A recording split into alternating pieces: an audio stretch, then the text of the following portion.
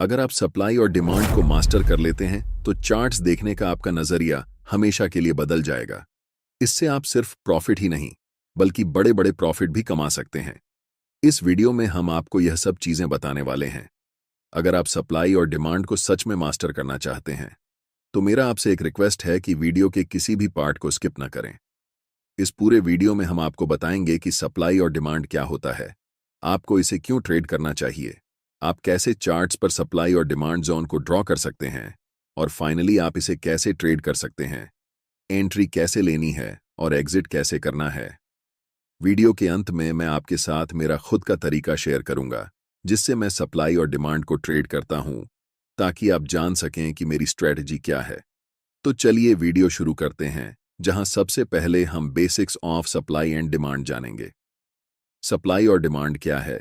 Basically supply और demand एक aggressive selling और एग्रेसिव बाइंग होती है, बस इतना ही। एग्रेसिव बाइंग और एग्रेसिव सेलिंग हमें बताती है कि बड़े लोग या बिग बॉयज कहां पर मार्केट में इंटर कर रहे हैं और कहां से एग्जिट कर रहे हैं, और बिग बॉयज प्राइस को किस डायरेक्शन में पुश कर रहे हैं। कैंडलस्टिक पैटर्न को ध्यान से देखो। ये बड़े रेड कैंडल हमें बताते हैं कि यहां पर एग्रेसिव सेलिंग हुई है, यानी कि यहां बड़े वॉल्यूम्स और बड़े मोमेंटम शामिल हैं मार्केट को नीचे लाने में। अब नेक्स्ट चार्ट पर ध्यान दें। आप यहां देख सकते हैं कि यहां पर एग्रेसिव बाइंग हुई है, जिसका मतलब है कि बिग बॉयज बड़े वॉल्यूम और बड़े मोमेंटम के साथ प्राइस को ऊपर ले जा रहे हैं। इन्हीं दोनों चीजों को आपको देखना चाहिए जब आप सप्लाई और डिमांड को ट्रेड कर रहे होते हैं, क्योंकि ऐसे मोमेंटम हमें बताता है कि स्मार्ट मनी कहां पर मार्केट में एंटर कर रही है, मार्केट को किस डायरेक्शन में ले जा रही है और मार्केट से कहां पर एग्जिट कर रही है।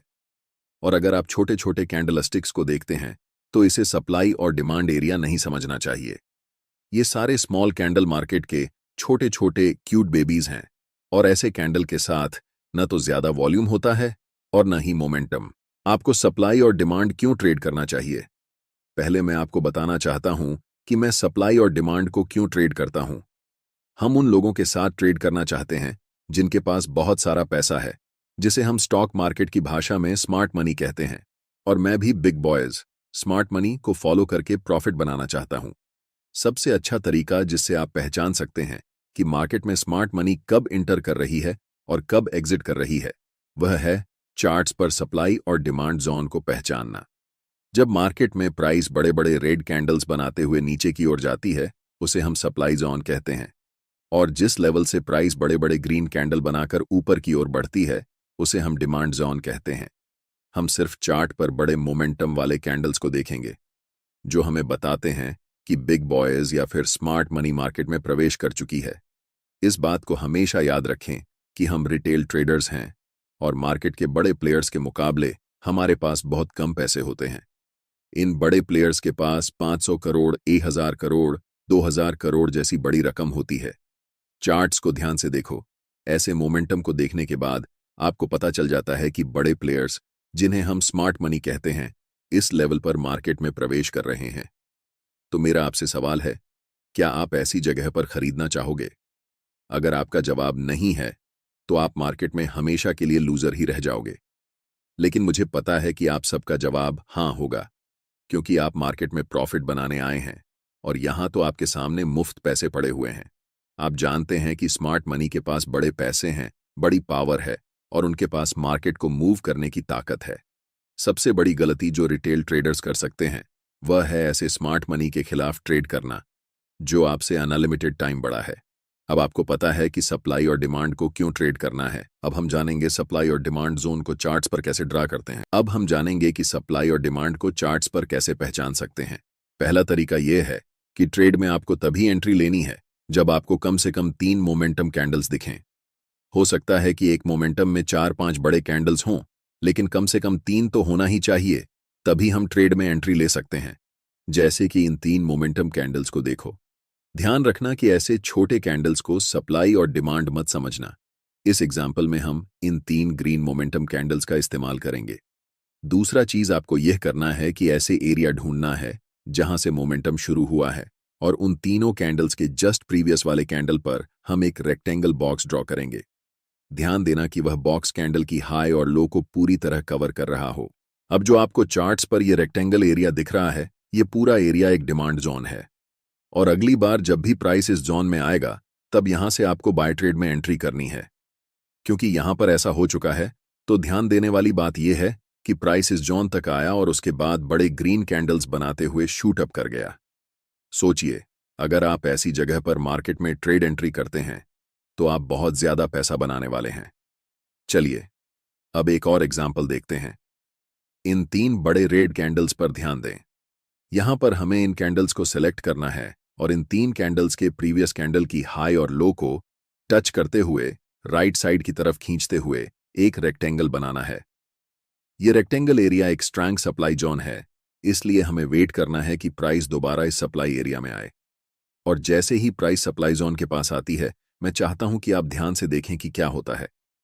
प्राइस इस जोन में आने के बाद थोड़ा कंसोलिडेट होती है और फिर एक स्ट्रॉन्ग रेड कैंडल बनाते हुए नीचे चली जाती है। यहां पर प्राइस लिटरली इस सप्लाई जोन के पास आने के बाद कोलैप्स कर जाती है। इससे आप सीखते हैं कि सप्लाई और डिमांड जोन को चार्ट्स पर कैसे पहचानते हैं। अब हम जानते हैं एक और मेथड जिसे हम कंसोलिडेशन मेथड कहते हैं। इस चार्ट पर नजर डालें।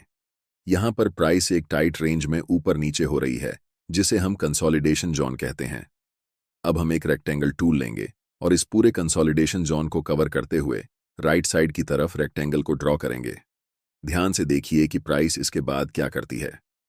प्राइस इस कंसोलिडेशन जोन को तोड़ने के बाद रीसेट के लिए ऊपर जाती है और जैसे ही वह रेक्टेंगल बॉक्स को टच करती है, प्राइस वहां से नीचे की तरफ आने लगती है। तीसरा मेथड है आपको ऐसे एरिया को खोजना जहां पर मैक्सिमम नंबर में कैंडल्स की लंबी विक्स हों। चार्ट्स पर विक्स का बनना हमें बताता है कि प्राइस उस लेवल से रिजेक्ट हो रही है और ऐसे लेवल को मार्केट में रिजेक्शन लेवल कहा जाता है। जहां पर मल्टीपल लॉन्ग विक्स वाले कैंडल्स बने हुए हैं, वहां क्या करेंगे कि रेक्टेंगल टूल सिलेक्ट करके इस पूरे विक्स वाले कैंडल्स को कवर करते हुए रेक्टेंगल बॉक्स को राइट साइड की तरफ खींचेंगे। आपको दिखेगा कि अगली बार जब प्राइस इस लेवल पर आई तो प्राइस यहां से बड़े बड़े ग्रीन कैंडल्स बनाते हुए शूट अप कर गई। इसे हम कह सकते हैं कि यह एक बहुत ही स्ट्रॉन्ग डिमांड जोन है। अब हम पूरे यकीन के साथ कह सकते हैं कि आप सप्लाई और डिमांड जोन को चार्ट्स पर पहचानना सीख चुके हैं। इसके बाद यह बेहद जरूरी है कि आप ये जानें कि आप इसे कैसे ट्रेड करेंगे। इस चार्ट में हमने 3 बड़े ग्रीन मोमेंटम कैंडल्स को पहचान लिया है। अब हम उनके हाई और लो को कवर करते हुए राइट साइड तक एक रेक्टेंगल जोन बनाएंगे और आपका डिमांड जोन तैयार हो जाएगा। अब हम वेट करेंगे कि कब प्राइस वापस इस डिमांड जोन में आएगी। ट्रेड में एंट्री करने के लिए आपके पास 2 सबसे ज्यादा उपयोग किए जाने वाले तरीके हैं। पहला तरीका है कि आप एक बाय लिमिट ऑर्डर प्लेस कर सकते हैं ताकि जब भी प्राइस इस डिमांड जोन में आए तो ऑटोमेटिकली बाय ट्रेड में एंट्री हो सके। दूसरा तरीका यह है कि आप मैन्युअल बाय ऑर्डर लगा सकते हैं जब प्राइस इस लेवल पर आती है। हम ज्यादातर दूसरे तरीके को ही प्रेफर करते हैं, क्योंकि याद रखना चाहिए कि डिमांड जोन कितना भी स्ट्रांग क्यों ना हो, हमेशा यह चांस रहता है कि प्राइस उस लेवल को ब्रेक कर दे। अब हम वेट कर रहे हैं कि कब प्राइस इस डिमांड जोन के पास वापस आएगी। जैसे ही प्राइस इस डिमांड जोन के पास आती है या फिर उसे टच करती है, आपको तुरंत मार्केट में एंट्री नहीं लेना है। पहले मार्केट को कंफर्मेशन देने दो कि अब मार्केट ऊपर जाने वाली है। आप देख सकते हैं कि यहां पर एक 2G कैंडलस्टिक पैटर्न बना है और ये लंबी विक्स हमें बताती है कि प्राइस यहां से रिजेक्शन ले रही है। लेकिन हम अभी भी कंफर्म नहीं हुए हैं कि प्राइस ऊपर ही जाने वाली है, इसीलिए हमें और इंतजार करना पड़ेगा। जस्ट नेक्स्ट कैंडल एक बड़ी बुलिश कैंडल फॉर्म होती है और हम यहां पर कंफर्म हो जाते हैं कि मार्केट अब यहां से ऊपर जाने वाली है, क्योंकि ये बुलिश इंगल्फिंग कैंडल हमें बताती है कि मार्केट में स्मार्ट मनी बाइंग पोजीशन बना रही है। और आप जानते हैं कि स्मार्ट मनी की एंट्री के बाद प्राइस सुपरफास्ट स्पीड से ऊपर जाने वाली है। हम यहां मार्केट में एंट्री लेंगे जिसमें हमारा स्टॉप लॉस स्विंग लो के नीचे होगा। अगर आप ज्यादा सेफ रहना चाहते हैं तो आप अपना स्टॉप लॉस बिल्कुल इस डिमांड जोन के नीचे रख सकते हैं। अगर हम टारगेट की बात करें तो ऊपरी लेवल पर प्रीवियस कुछ कैंडल्स को देखें। यहां पर 3 लगातार रेड कैंडल्स बनी हैं और उनके जस्ट प्रीवियस कैंडल एक लॉन्ग विक्स रिजेक्शन कैंडल है, जिससे हम कंफर्म हो जाते हैं कि यह लेवल एक सप्लाई जोन है। इसीलिए जब प्राइस इस लेवल को टच करेगी, हम अपना प्रॉफिट यहां बुक करेंगे। जब एक बार कोई सप्लाई या डिमांड जोन प्राइस का रिस्पेक्ट नहीं करता है तो आपको पहले से ड्रॉ किए हुए रेक्टेंगल को डिलीट करना है और फिर नए सप्लाई और डिमांड जोन को चार्ट्स पर ड्रॉ करना है। अगर कोई नया सप्लाई या डिमांड जोन नहीं दिख रहा है तो हम मार्केट में वेट करेंगे। जब प्राइस इस लेवल से 3 बड़े ग्रीन कैंडल्स बनाती है तो हमें पता चलता है कि यह एक नया डिमांड जोन है। इन 3 ग्रीन कैंडल्स के जस्ट प्रीवियस कैंडल को कवर करके हम एक रेक्टेंगल बॉक्स राइट साइड की तरफ खींचेंगे। अब हम इंतजार करेंगे कि प्राइस कब इस डिमांड जोन के पास आएगी ताकि हम ट्रेड में एंट्री कर सकें। इस एरिया में हमें दिख रहा है कि कैंडल्स के पास बड़े बड़े विक्स हैं, इसलिए हम यहां एक सप्लाई जोन ड्रॉ कर सकते हैं। जब प्राइस इस डिमांड जोन के पास आती है तो स्ट्रॉन्ग रेड कैंडल बनाते हुए इस लेवल को थोड़ा सा ब्रेक कर देती है। ऐसी सिचुएशन में रिटेल ट्रेडर्स अक्सर इसे एक ब्रेकडाउन के रूप में देखते हैं और सेल पोजीशन में एंट्री कर लेते हैं। लेकिन नेक्स्ट कैंडल एक बुलिश कैंडल बनती है जो कंफर्म करती है कि अब प्राइस यहां से ऊपर जाने वाली है। इस सिचुएशन में हम बाय पोजीशन में एंट्री करेंगे और नेक्स्ट सप्लाई जोन तक अपना टारगेट रखेंगे।